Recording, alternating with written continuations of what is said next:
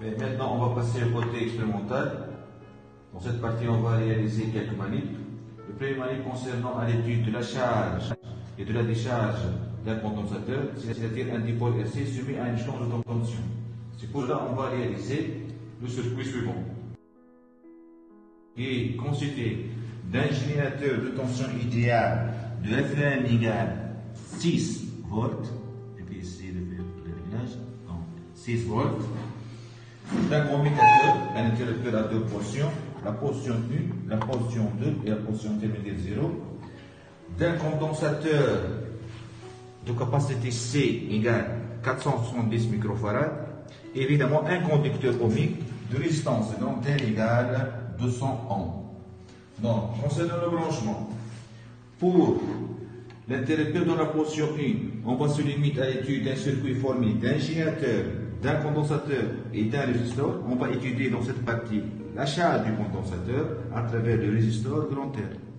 Ensuite, si on bascule le commutateur dans la portion 2, le circuit sera constitué seulement d'un condensateur et du conducteur ohmique. Par la suite, on va étudier la décharge du condensateur à travers le même conducteur ohmique.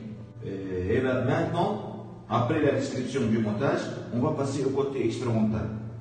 La première partie, on va étudier la charge du condensateur à travers le conducteur ohmique.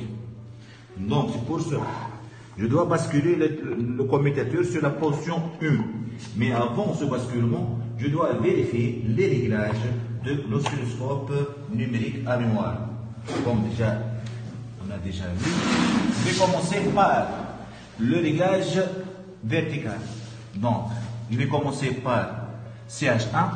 J'appuie sur le bouton CH1. Je vais choisir la position verticale juste en bas.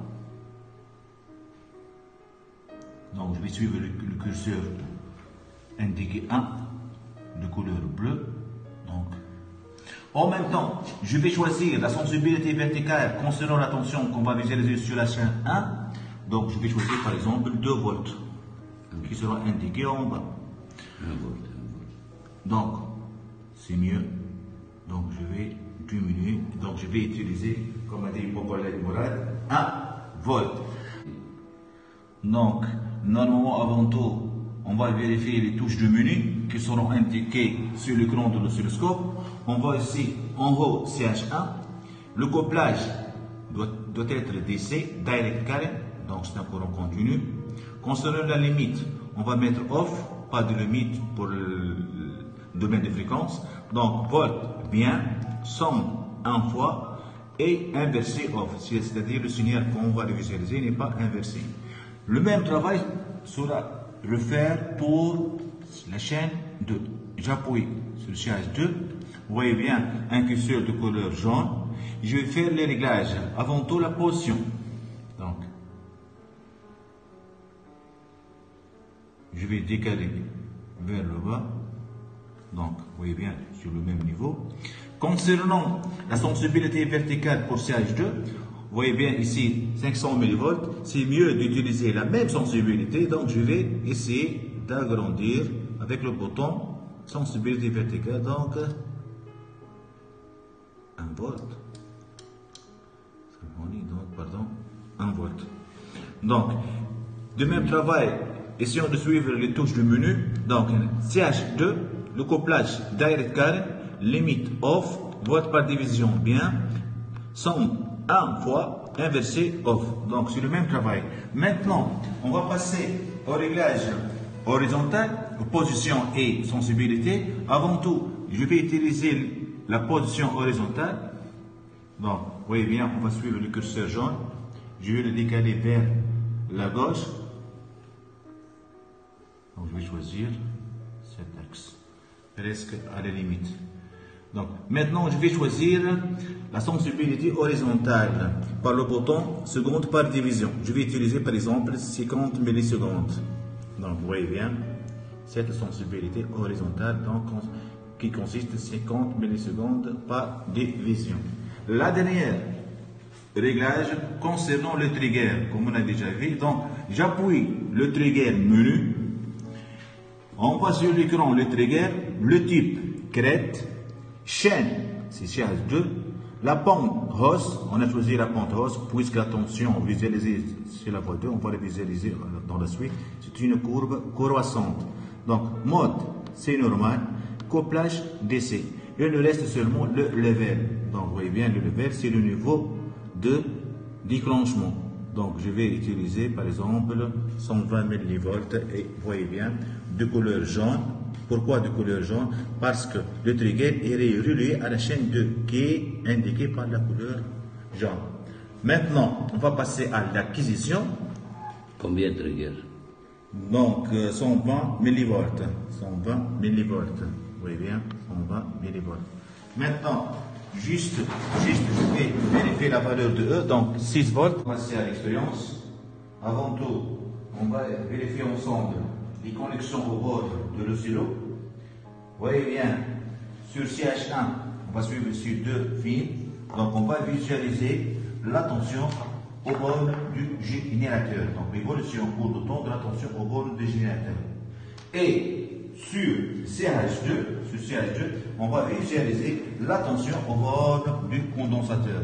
Donc, on va suivre l'évolution au cours de temps de la tension UC. Je vais rappeler que la tension au bord du générateur sera indiquée par une courbe ou bien un signal de couleur bleue, mais la tension UC visualisée sur CH2, c'est un signal de couleur jaune. Donc, maintenant, je vous rappelle que le condensateur est complètement déchargé. On peut faire cette tâche pour vérifier que le condensateur est complètement déchargé. Et enfin, je vais basculer le commutateur sur la position 2. Essayons de suivre.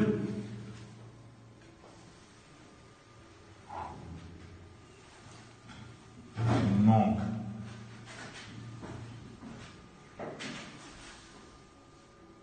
je vais essayer de vérifier le réglage. Donc, par le bouton fin, 6 volts. Je vais refaire l'acquisition maintenant. Je vais faire l'acquisition. Avant tout, toujours on vérifie que le condensateur il est complètement déchargé. Et maintenant, je vais basculer le commutateur sur la portion 1. Essayons de suivre ensemble. Vous voyez bien, le signal de la couleur bleue, c'est un signal qui est parfaitement horizontal. Donc, c'est une tension constante qui correspond à la tension au bord du générateur. Donc, 1, 2, 3, 4, 5, 6. Donc, c'est une tension de valeur 6 volts. Pour la tension visualisée sur CH2, c'est une courbe croissante exponentielle. Donc, c'est la tension UC qui part de 0 et correspond exponentiellement jusqu'à atteindre la valeur UC qui est égale à 2. Maintenant, la question que se pose, est-ce qu'on peut visualiser la tension au bord du résistor? Avant tout, on sait que au cours de la charge, la loi de May, on a UC plus UR égale à E. Par la suite, UR est égal à E moins UC. Donc, si je veux visualiser la tension au bord du résistor, je dois faire la différence entre les deux tensions. La tension E et la tension UC. Or, la tension E, on a CH1 et la tension UC, CH2. Essayons de suivre. On a ici un bouton qu'on appelle le bouton math. C'est un bouton purement mathématique. Donc, ce bouton, on peut réaliser des opérations mathématiques, soit l'addition, source 1, soit la différence. On a par exemple source 1, chaîne 1, moins source B. Donc, fois la division, plus. Nous, on a besoin de faire la différence entre la source A visualisée sur chaîne 1 et la source B visualisée sur la source 2. Donc, ici, on suit la courbe sera indiquée par un signal de couleur rouge. On voit un trait horizontal. La question que se pose, pourquoi? Avant tout, je dois vérifier que le réglage de la tension visualisée doit être sous la même échelle que les deux tensions. Donc, vous voyez bien ici, en bas sur l'écran, c'est 20 volts. Donc, je dois vérifier. Donc, si on suit, je vais choisir le calibre ou bien l'échelle 1 volt par division. Et je vais refaire l'acquisition de nouveau. L'origine. C'est quoi, c'est Mourad? L'origine de tension. Et Très bien. Si de même, je dois vérifier la position verticale du signal visualisé. Donc, très bien. Donc, ici, on veut suivre. Donc, je vais choisir le même niveau, c'est-à-dire la même origine. Maintenant, je vais refaire l'acquisition. Par la suite, on va visualiser. Je vais refaire la décharge. Donc, ensuite, je vais basculer la position. On va visualiser 3 signaux.